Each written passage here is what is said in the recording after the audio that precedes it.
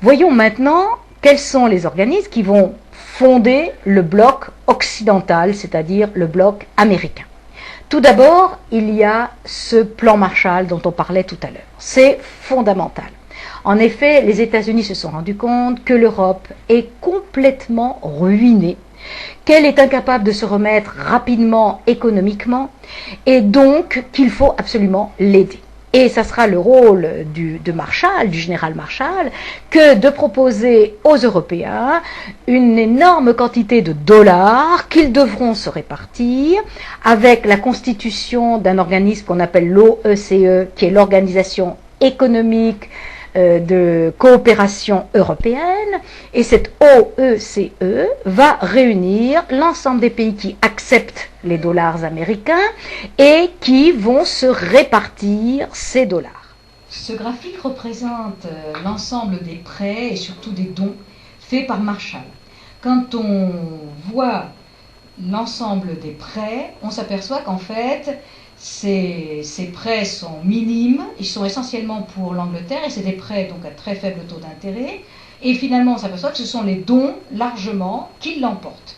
Et ce qui est intéressant de voir, c'est que la France va recevoir finalement plus de dons que l'allié particulièrement favorable qu'est l'Angleterre, et que l'Italie, qui était pourtant du mauvais côté, reçoit aussi des dons, ainsi que, et cela c'est encore plus étonnant, l'Allemagne va en recevoir.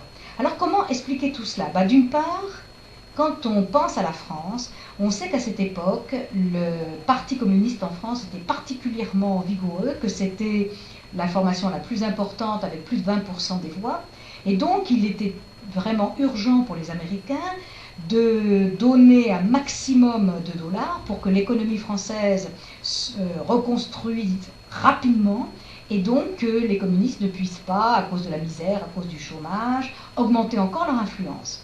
Il en est de même en Italie, et en Allemagne, l'idée principale, c'était de faire de la partie ouest de l'Allemagne une sorte d'avant-garde de l'économie libérale, et donc il était nécessaire qu'elle reçoive des dons, ce qui ne sera pas le cas de l'Allemagne de l'Est, puisque au contraire Staline lui veut des réparations et donc se paiera sur l'Allemagne.